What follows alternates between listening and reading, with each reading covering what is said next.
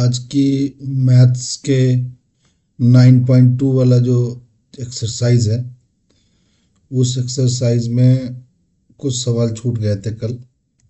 तो आज हम लोग जो रिमेनिंग सवाल रह गए हैं 9.2 के, उसको हम लोग बनाएंगे। तो आज की क्लास में हम लोग 9.2 का 15वां क्वेश्चंस बनाएंगे। ये हमारे 15वें क्वेश्चंस को सॉल्व करेंगे। हम लोग देखेंगे क्या कह रहा है 15वां क्वेश्चंस।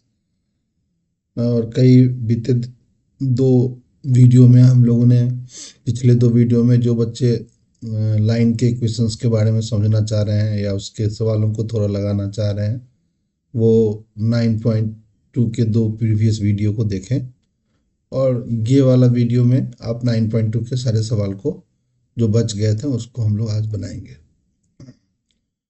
आज ये जो 15 सवाल है, इस सवाल में क्या है कि एक थ्योरेटिकल कॉन्सेप्ट है। थ्योरेटिकल कॉन्सेप्ट ऐसा है कि कुछ चीज़ों के बीच रिलेशन दिया हुआ है और ये बोल रहा है कि ये जो रिलेशन है वो हमारा लीनियर फंक्शन है। लीनियर फंक्शन मतलब होता है कि दो वेरिएबल के बीच लीनियर रिलेशन, यानी लीनियर फंक्शन का मतलब ही होता है कि आपको लाइन का इक्वेशन जनरेट करना है, लाइन इक्वेशन बनाना है। और लाइन इक्वेशन बनाने के लिए आप बच्चों को पता है कि 2 पॉइंट चाहिए। यहाँ पर भी 2 पॉइंट्स आपको दिया हुआ है।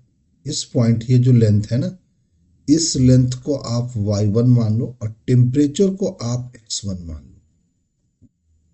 इसको आप y1 मान लो और टेम्परेचर जो c है ना, इसको आप x1 के जैसा ट्रीट कर लो और इसको कर लो y1 के जैसा ट्रीट।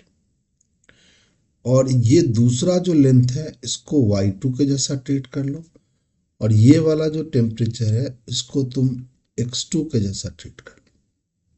यानी आपके पास 2 पॉइंट कोऑर्डिनेट है, बट ये लेंथ और टेम्परेचर के बीच रिलेशन है। यानी इस इक्वेशंस में ये पहले लिखा हुआ है, स्टेटमेंट से आप ये समझ सकते हैं कि पहले आपका टेम्परेचर कितना था, 20 डिग्री सेल्सियस था। तो आपके वायर का जो कॉपर वायर सवाल में लिखा हुआ है, कॉपर की जो रॉड है उसकी लेंथ 124.942 है। ये आपका पहला एक्स कोऑर्डिनेट हो गया, दूसरा वाई कोऑर्डिनेट हो गया। दूसरा एक और हम बना सकते हैं, टेम्परेचर बढ़ा के आपने 120 कर दिया डिग्री सेल्सियस में, तो आपकी लेंथ हो गई 125.135। ये हमारा टेम्परेचर लेंथ हो गई। तो इस वाले कोऑर्डिनेट, ये जो हमारा जो कोऑर्डिनेट है,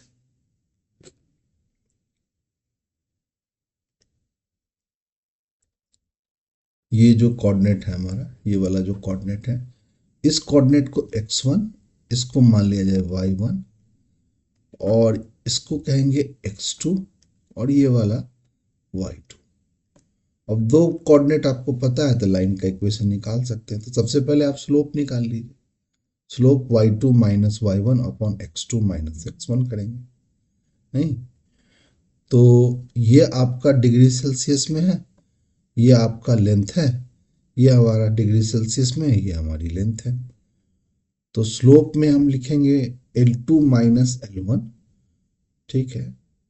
और स्लोप में लिखेंगे y2 माइनस y1, तो क्या लिखेंगे 125.135 में से माइनस कर लेंगे 124.942। बाई में क्या लिखेंगे, डिफरेंस ऑफ टेम्परेचर। टेम्परेचर का डिफरेंस कितना है भाई, 120 से 110 से माइनस कर लेंगे 20। अब सब्सट्रैक्ट कर लीजिए, नीचे आपका आएगा 90, ठीक है। ऊपर क्या आएगा भाई, ये 5 है और ये क्या है आपका 2 है, तो 5 से 2 जाएगा तो यहाँ 3 बचेगा, ठीक है। और फिर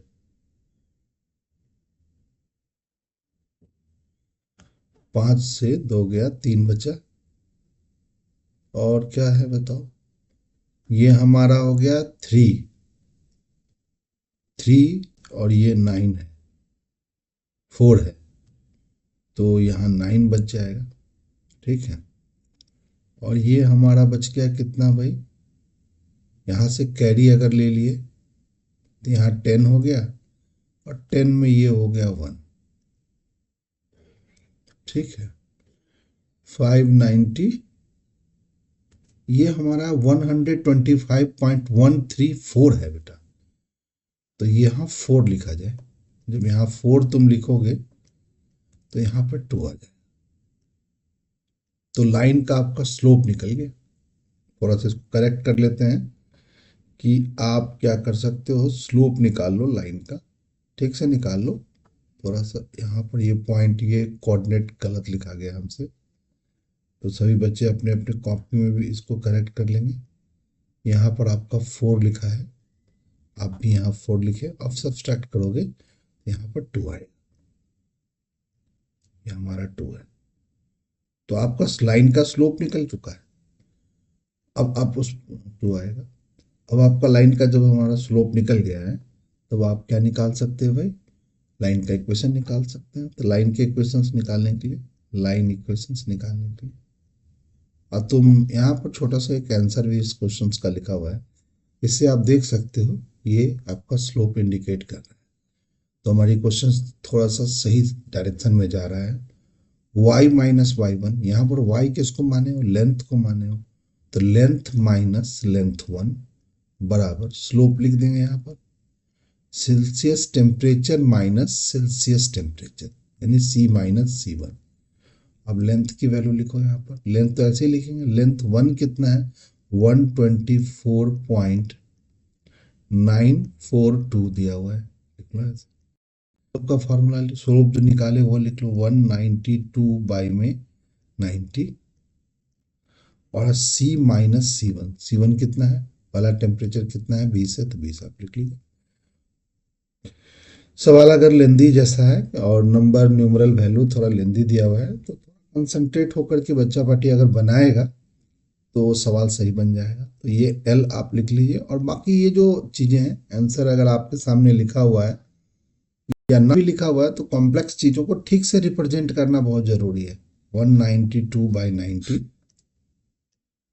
रहने दो इसको ऐसे ही, C माइनस 20, और ये जो आपका यहाँ पर जो आपका ये है, ये जो हमारी माइनस का 124 है, इसको उठा के इधर ले आइए, 124.942 हो गया।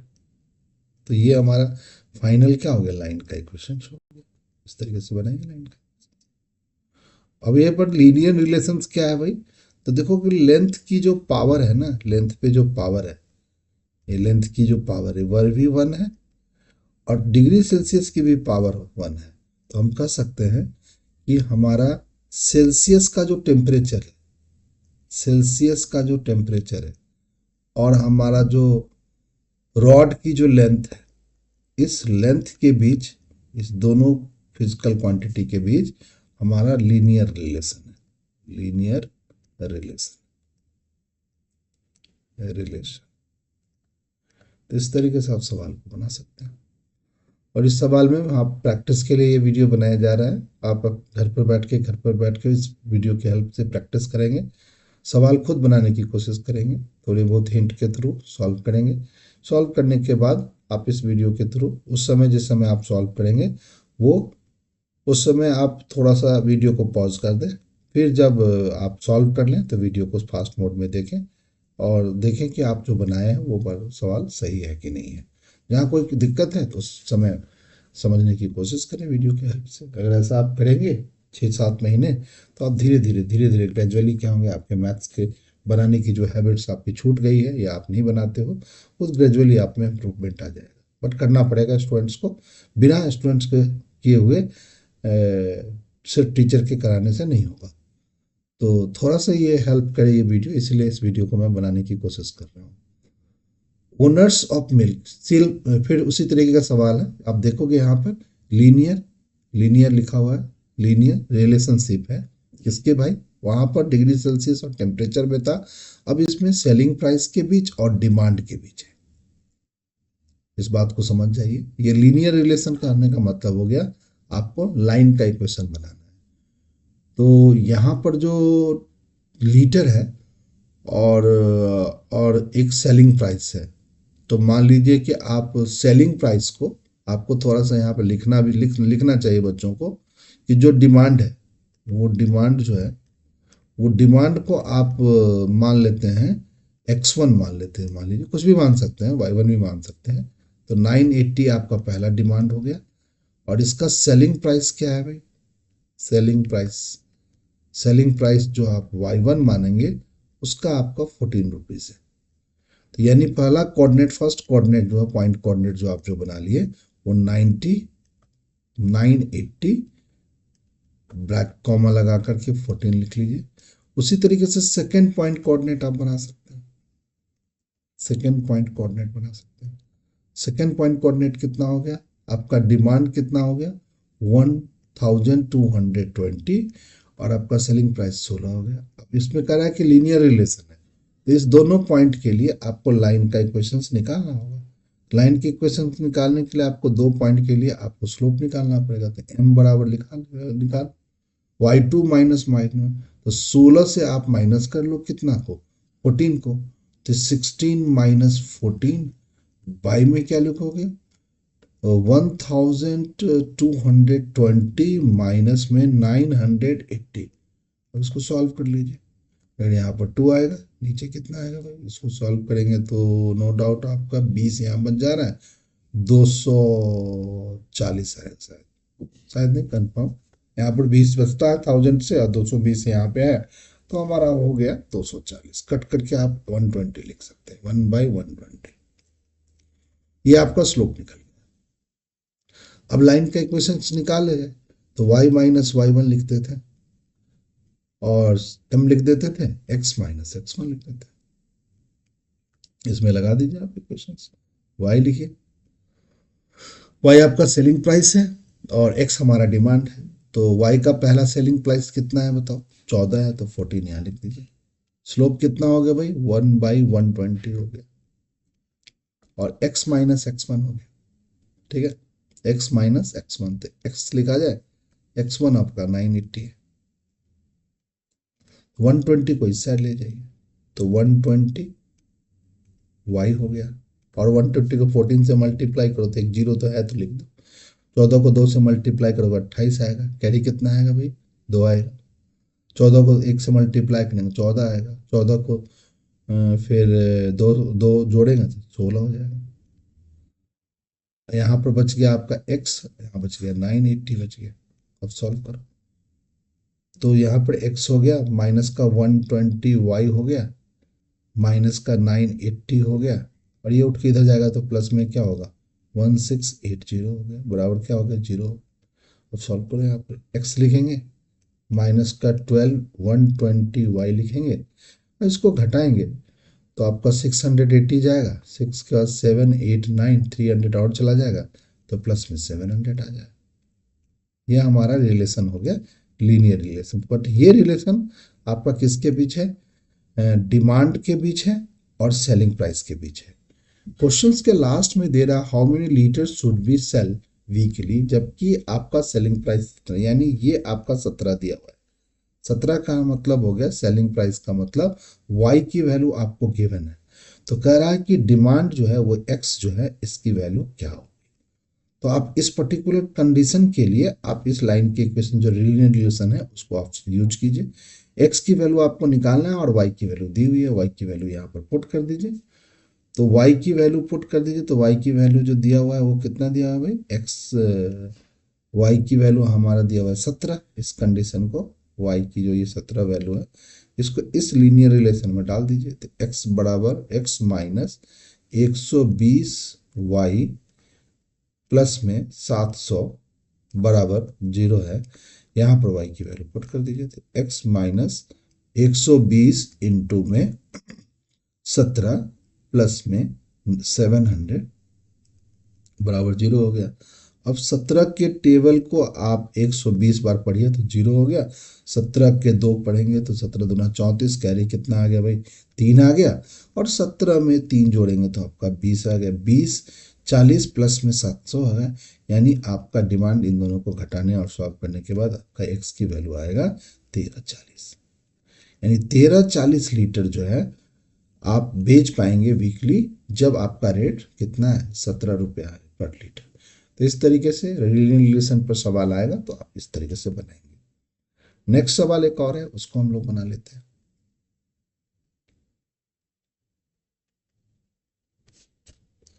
नेक्स्ट सवाल को फिर से बना लेते हैं। कह रहा है कि एक लाइन सेगमेंट है जो एक्सिस के बीच में, एक लाइन सेगमेंट है जो एक्सिस के बीच में। तो लाइन सेगमेंट है जिसको एक्सिस की एक लाइन है जिसका कुछ पोर्शन लाइन सेगमेंट एक्सिस के बीच में। तो ये हमारा एक्सिस है। Mid point of line segment between axis, मान लो कि ये लाइन है, इस लाइन को हमने एल लाइन मान लिया और इसका कुछ टुकड़ा यानी ए बी टुकड़ा एक्सिस के बीच में, एक्सिस के बीच में, यानी ये वाला टुकड़ा आपका एक्सिस के बीच में। और यहाँ लिखा हुआ है कि इस टुकड़े जो के बीच का एक पी पॉइंट है जिसको हम मिड पॉइंट बोल रहे हैं, इसका कोऑर्डिनेट ए और बी दे दिया है, ठीक है। और ये हमारा एक्स कोऑर्डिनेट है जिसको हम लोग बोलते हैं अल्फा, और ये हमारा वाई कोऑर्डिनेट है जिसको हम बोलेंगे यहाँ पर बीटा, ठीक है। मान लिया अल्फा और बीटा है। लाइन सेगमेंट जो है वो एक्सिस के बीच में है, ये इंडिकेट करता है इंटरसेप्ट फॉर्म के लाइन को। तो इंटरसेप्ट फॉर्म के लाइन को जो इंडिकेट कर रहा है उसको बनाने के लिए आपको एक्स इंटरसेप्ट को लेट करना बहुत जरूरी है और वाई इंटरसेप्ट को लेट करना बहुत जरूरी है। ये हमारा वाई इंटरसेप्ट है और ये हमारी ओरिजिन है। जैसे ही आप एक्स इंटरसेप्ट मानोगे तो इस पॉइंट कोऑर्डिनेट को भी आप लिख सकते हो अल्फा 0, क्योंकि एक्स एक्सिस पे है, और इस कोऑर्डिनेट को आप लिखोगे 0 बीटा। अब यहां से अल्फा और बीटा निकालने की जरूरत है। अल्फा बीटा जैसे निकालेंगे तो लाइन का इक्वेशन निकल जाएगा, बट अल्फा बीटा कैसे निकालेंगे भाई? तो यहाँ का जो पी पॉइंट है वो इस दोनों लाइन सेगमेंट का पी पॉइंट क्या है? पी जो हमारा ए बी पॉइंट है, कोऑर्डिनेट है, ये मिड पॉइंट है किसका भाई? लाइन सेगमेंट का मिड पॉइंट है। तो लाइन सेगमेंट जो एक्सिस के बीच बन रही है ए बी, उसका हमने ए का कोऑर्डिनेट निकाल लिया मान करके, जो हमने एक्स इंटरसेप्ट मान लिया। एक्स इंटरसेप्ट क्या माना बताओ? एक्स इंटरसेप्ट हमने माना अल्फा, और वाई इंटरसेप्ट क्या माना? इंटरसेप्ट माना, इंटरसेप्ट हम लोगों ने माना बीटा। मानने से ये फायदा क्या हुआ कि हमारा ये वाला बी कोऑर्डिनेट पता चल गया और ये कोऑर्डिनेट ए पता चल गया। और कभी जब ये मिड पॉइंट आपको गिवन है तो मिड पॉइंट के फॉर्मूला, ये गिवन चीज से कोई भी एक चीज गिवन होगा, अगर कोई भी हम फार्मूला बनाते हैं तो जब मिड पॉइंट का फार्मूला अगर आपके पास दिया हुआ है तो मिड पॉइंट के फार्मूला से सिर्फ मिड पॉइंट ही नहीं निकाल सकते हैं, उस मिड पॉइंट फार्मूला में जितने भी वेरिएबल यूज हुए हैं उसको आप निकाल सकते हैं। थोड़ा सा यहाँ पे इस बात को हम समझेंगे। जैसे ए पॉइंट का कोऑर्डिनेट क्या हो गया? 0 बीटा, और बी पॉइंट का कोऑर्डिनेट क्या हो गया बताओ? अल्फा 0। तो तुम ध्यान से देखो कि यहाँ पर अल्फा 0 और 0 बीटा जो है ये आपका वेरिएबल है, और ए बी तो कांस्टेंट है जो गिवन है। ये तो हमें गिवन दे दिया है, ये तो हमें सिर्फ दे दिया है। तो ये दिए हुए चीज़ों को हम कांस्टेंट जैसा ट्रीट कर सकते हैं। और फाइनल जो लाइन इक्वेशन उसमें देख रहे हो तुम, ए बी यूज किया गया, पर ए बी को हम यूज किए हैं, अल्फा बीटा नहीं यूज किए, बट ए बी यूज किए। तो अल्फा बीटा की वैल्यू हमें निकालनी है ए बी के फॉर्म में, तो मिड पॉइंट से के फॉर्मूले के हेल्प से हम निकालेंगे। अब मिड पॉइंट का फॉर्मूला अगर हम ए बी पे लगाएंगे तो वो पी पॉइंट के एक्स कोऑर्डिनेट के बराबर होगा। तो पहले हम एक्स कोऑर्डिनेट की सोच करते हैं। एक्स कोऑर्डिनेट में मिड पॉइंट का फॉर्मूला लगाएंगे और वो ए बी के मिड पॉइंट के फॉर्मूला को लगाएंगे। तो एक्स कोऑर्डिनेट पे हम लगाएंगे ए बी का तो 0 लिखेंगे। एक्स कोऑर्डिनेट के लिए हम सॉल्व कर रहे हैं, देखो ध्यान से, वाई में क्या हो गया? 2 हो गया, ये मिड पॉइंट बन गया। बट ये मिड पॉइंट पी पॉइंट का एक्स कोऑर्डिनेट होगा, तो यहाँ से हम अल्फा की वैल्यू निकाल लो, सिंपल है। मिड पॉइंट से सिर्फ मिड पॉइंट की वैल्यू नहीं निकालेंगे, मिड पॉइंट से कनेक्टेड जितने भी उसमें वेरिएबल्स यूज हो रहे हैं और कुछ कांस्टेंट होंगे, तो उस वेरिएबल और कांस्टेंट में से जो वेरिएबल होगा उसकी वैल्यू हम निकाल सकते हैं उस कांस्टेंट के फॉर्म में। तो यहाँ पर अल्फा की वैल्यू 2a के फॉर्म में निकाल लिया। अब हम लोग बीटा निकालेंगे। बीटा कैसे निकालेंगे भाई? तो वाई कोऑर्डिनेट को यूज करेंगे। तो बीटा प्लस में क्या लिखेंगे भाई? 0 लिखेंगे। वाई में क्या लिखेंगे भाई? 2 बराबर y coordinate of p point हम भी लिख सकते हैं। अब इसको सॉल्व करोगे तो आपकी बीटा की वैल्यू कितनी आएगी भाई? टू भी आ जाए। अब अल्फा की वैल्यू ए के फॉर्म में आ गई, बीटा की वैल्यू ए के फॉर्म में आ गई, और ये अल्फा क्या है हमारा, एक्स इंटरसेप्ट है, इंटरसेप्ट है, और बीटा क्या है हमारा, वाई इंटरसेप्ट है, इंटरसेप्ट है। अब एक्स इंटरसेप्ट है और वाई इंटरसेप्ट है, और ये सवाल एग्जाम के लिए इंपॉर्टेंट भी है, इंपॉर्टेंट सवाल है, ये सवाल हमारे एग्जाम में आएगा, आ सकता है। तो एक्स इंटरसेप्ट है और ये वाई इंटरसेप्ट है, तो एक्स इंटरसेप्ट और वाई इंटरसेप्ट निकल गया तो लाइन का इक्वेशन निकाल सकते थे। एक्स बटे में एक्स इंटरसेप्ट 2a लिख दिया जाए, वाई बटे में वाई इंटरसेप्ट 2b लिख दिया जाए, बराबर क्या होगा भाई, 1 होगा। ये हमारे रिक्वायर्ड लाइन। अब यहां लिख सकते हैं एक्स बटे में a लिख सकते हैं, वाई बटे में क्या लिख सकते हैं, b लिख सकते हैं, बराबर 1 हो गया। ये लाइन का इक्वेशन निकल गया। 1 नहीं होगा, यहाँ 2 आएगा, क्योंकि यहाँ पर, और यही हमें प्रूव भी करना था कि ये हमारा लाइन का इक्वेशन है, जो हमने प्रूव कर दिया। यहाँ दोनों वाला 2 जो था वो a1 से मल्टीप्लाई हो गया, यानी इस साइड आपने डिवाइड कर दिया दोनों, सॉरी मल्टीप्लाई कर दिया सबको 2 से, तो इधर 2 जनरेट हो गया और इन दोनों का 2 कट गया, तो ये लाइन इक्वेशन जनरेट हो गया। इस तरीके से हम नेक्स्ट फिर एक और सवाल बना लेते हैं। चलिए 18 सवाल है, 17, तो 18वां सवाल को फिर से हम बनाएंगे। 18 सवाल को बनाया जाए, तो 18 सवाल में क्या होगा भाई, क्या कह रहा है पहले ये समझें हम लोग। 18 सवाल में क्या कह रहा है, इस चीज को समझ लें। कहता है कि line segment between the axis, जब भी line segment between the axis होगा तो we have to draw a line, coordinate axis बनाओ और एक लाइन ड्रॉ करो। ये पॉइंट हमारा ए हो गया और ये पॉइंट हमारा बी हो गया, और इसके बीच में लाइन सेगमेंट जो है ना, इस ए बी को हम इस लाइन सेगमेंट को लेंगे। ऐसे सवालों में नो डाउट आपको इंटरसेप्ट फॉर्म की ओर कह रहा है, इंडिकेट कर रहा है, तो इसको तुम अल्फा मान लो, इस पार्ट को हम अल्फा कोऑर्डिनेट मान लें, इसको हम लोग बीटा मान लें, यानी आप एक्स इंटरसेप्ट को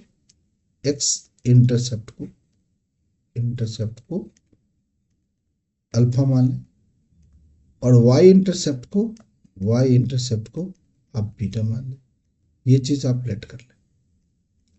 अब क्या करेंगे भाई, इस बार जो कह रहा है कि लाइन सेगमेंट जो बीच में है, ये पी पॉइंट जो है, इसको इस बार रेशियो दे दिया, 1:2 में कट करता है, इस लाइन सेगमेंट रेशियो में कट कर रहा है। तो इस पी पॉइंट का कोऑर्डिनेट आपको निकाल लेना होगा, और इस पी पॉइंट नहीं दे करके यहाँ आर पॉइंट का कोऑर्डिनेट दिया हुआ है, देखो आर पॉइंट का कोऑर्डिनेट एच के दे रखा है।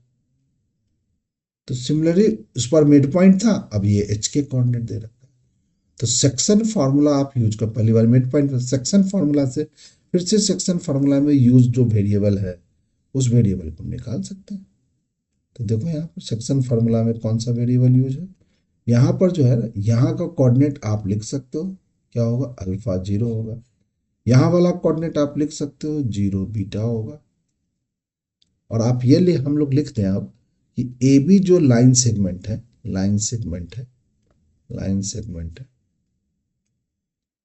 ए बी जो लाइन सेगमेंट है वो आर पॉइंट के कोऑर्डिनेट एच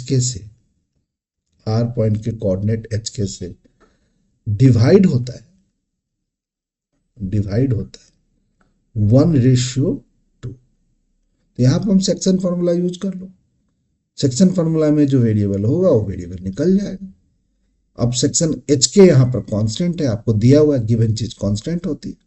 अब फिर से सेक्शन फॉर्मूला यूज करेंगे तो 1 को मल्टीप्लाई करेंगे अल्फा से, तो अल्फा लिख दो, फिर 2 को मल्टीप्लाई करेंगे कितना से, 0 से, तो 0 लिख दो, और दोनों के 1 + 2 को जोड़ दो, यानी यहाँ 3 हो जाएगा, जो आर के एच कोऑर्डिनेट के बराबर होगा। तो हमारा अल्फा क्या होगा भाई, 3h के बराबर होगा।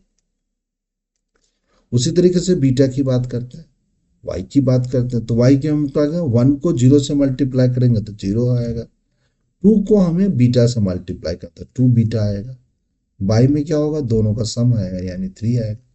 यहाँ पर एच के बराबर नहीं होकर के बराबर आएगा। यहाँ पर आपका बीटा जो हो गया, बीटा जो हो गया वो आपका हो जाएगा 3k/2। अब ये आपका अल्फा बीटा निकल गया एच के फॉर्म में जो कांस्टेंट था। अब आप लाइन का इक्वेशंस निकाल सकते हैं। लाइन इक्वेशंस, लाइन के इक्वेशंस कैसे निकालोगे, एक्स बटे में एक्स इंटरसेप्ट, एक्स इंटरसेप्ट आपका 3h है, वाई बटे में वाई इंटरसेप्ट, वाई बटे में 3k/2 है, तो बाई/2 वाला ऊपर लिख दो, कर दो। अब इसको जो स्टैंडर्ड फॉर्म है आंसर जो है उस फॉर्म में ले जाना, ऐसे भी छोड़ दोगे तो आंसर सही है, बट इसका एलसीएम वगैरह आप ले लोगे तो कितना एलसीएम आएगा, 3h आएगा एलसीएम, 3h एलसीएम आएगा। अब ये 3h एलसीएम जो होगा वो एलसीएम आपको यहाँ पर सॉल्व करेंगे तो यहाँ पे आ जाएगा kx आएगा, यहाँ पे आ जाएगा kx, 3 एलसीएम आ गया तो यहाँ पर क्या आएगा, kx आएगा। ठीक है ना, यहाँ पर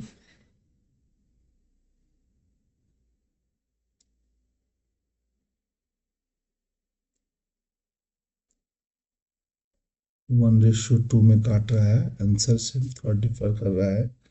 यहाँ पर 3h आएगा, यहाँ पर प्लस में क्या आएगा, यहाँ y कोऑर्डिनेट है बीटा, y कोऑर्डिनेट बीटा है, एच के लिखा है ना, एच और के, ठीक था। अब यहाँ पर क्या आएगा भाई, 2k है तो h आ जाएगा, 2h y हो जाएगा, बराबर क्या आएगा भाई, 1 आएगा। लाइन इक्वेशन क्या होगा भाई, 3k प्लस में 2hy बराबर में 3hk, ये हमारा लाइन इक्वेशन निकल गया।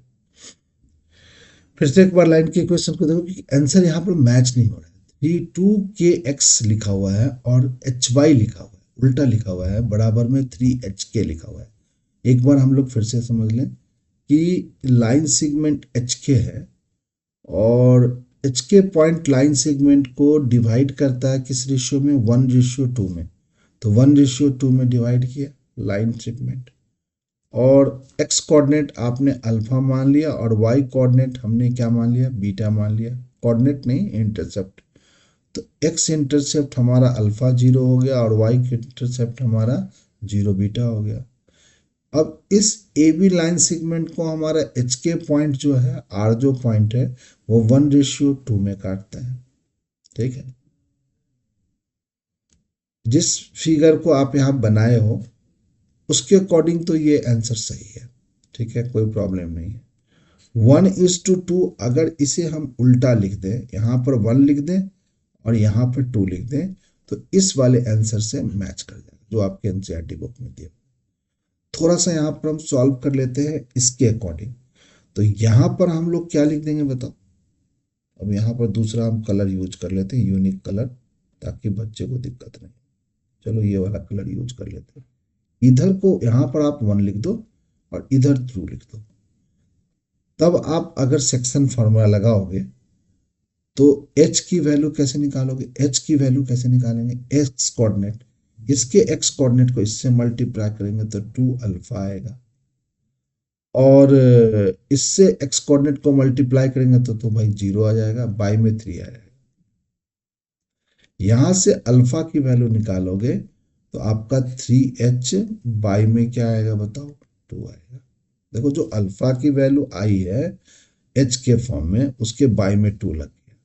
अगर आप बीटा निकालना चाहोगे तो बीटा की वैल्यू कैसे निकालोगे भाई, इससे आपको इस 1 से आपको बीटा को मल्टीप्लाई करोगे तो बीटा मल्टीप्लाई ऊपर लिखेंगे, नहीं, हाँ, यहाँ पर k की वैल्यू आएगी ना बच्चा, बटे k लिखो बीटा, और यहाँ पर 3 हो गया तो यहाँ से बीटा की वैल्यू क्या होगा, 3k के बराबर है। अब लाइन इक्वेशन निकालोगे, x बटे में अल्फा, अल्फा की वैल्यू 3h लिखेंगे, इंटू में 2 जो था बाई में वो यहाँ चला गया, और y बटे में क्या लिखेंगे, 3k लिखेंगे, बराबर क्या लिखेंगे 1। अब लाइन का इक्वेशन सॉल्व करेंगे। अगर आप एलसीएम लोगे तो यहाँ 2kx आ जाएगा, प्लस में hy आ जाएगा बराबर 3kh आ जाएगा। ये हमारा लाइन का इक्वेशन निकल गया। तो आप फिगर के अनुसार आपका जो पहले बार हमने ट्राई किया वो सवाल भी सही है, और इधर से आपने कोऑर्डिनेट के जो सेक्शन का जो स्थिति है उसको थोड़ा सा बदल देंगे तो आपका ये भी आंसर सही हो जाएगा, मैच कर जाएगा एनसीईआरटी बोर्ड से। लास्ट क्वेश्चन है, using the concept of equation of line prove the points are collinear. ये हम लोग 10th से पढ़ते आ रहे हैं कॉलिनियर पॉइंट को प्रूव करने के लिए। अब यहाँ पर कॉन्सेप्ट ऑफ लाइन के ऊपर कह रहे हैं, तो लाइन के ऊपर अगर 3 पॉइंट्स होंगे तो कॉलिनियर कहलाते हैं, ऐसा हमने बचपन से पढ़ा है। तो हम लोग 2 पॉइंट से लाइन का इक्वेशन निकालेंगे। पहला पॉइंट क्या है 3 0 है, दूसरा पॉइंट क्या है बी निकाल, बी पॉइंट हमारा -2 और -2 है, और थर्ड पॉइंट जो हमारा सी पॉइंट है, मान लीजिए सी पॉइंट है जिसका कोऑर्डिनेट आपका 8 2 है। ठीक है, अगर इस पॉइंट से 2 पॉइंट से लाइन का इक्वेशन निकालो और तीसरे पॉइंट से उस लाइन के इक्वेशन को सेटिस्फाई कर दो तो हम कहेंगे ये तीनों पॉइंट्स क्या है कॉलिनियर पॉइंट्स है। कैसे निकालेंगे हमें लाइन का इक्वेशन?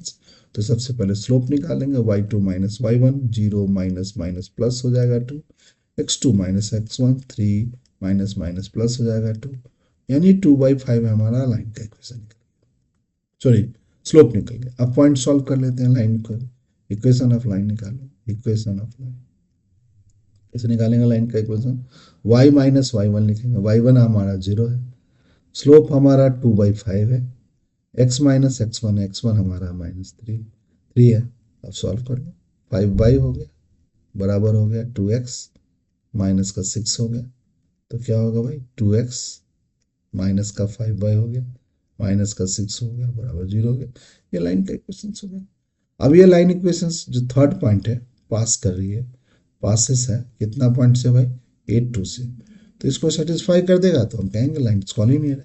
सॉल्व करो, x के जगह 2 डालो, 8 की वैल्यू 16 हो गई, -5 2 जा 10 हो गया, माइनस का 6 हो गया, देख रहे हो 0 आ रही है, तो पॉइंट्स आर कॉलिनियर। इस तरीके से पॉइंट्स आर कॉलिनियर। इस तरीके से 9.2 के सारे सवाल का हम लोगों ने सॉल्यूशन निकाल लिया। अब बच्चे पार्टी इसको इस वीडियो को पॉज कर करके देख करके फिर पॉज करो, फिर बनाओ, देखो कैसे क्या होगा, उसको सॉल्व करने के घर पर प्रैक्टिस करेंगे तो धीरे धीरे मैथ्स का प्रॉब्लम आपसे सॉल्व होने लगेगा और आपको भी मैथ्स बनाने में और पढ़ने में मन लगने लगेगा। तो आज की वीडियो में हम लोग यहीं पर क्या करेंगे, आज रखेंगे, नेक्स्ट क्लास के लिए फिर से हम लोग ज्वाइन करेंगे।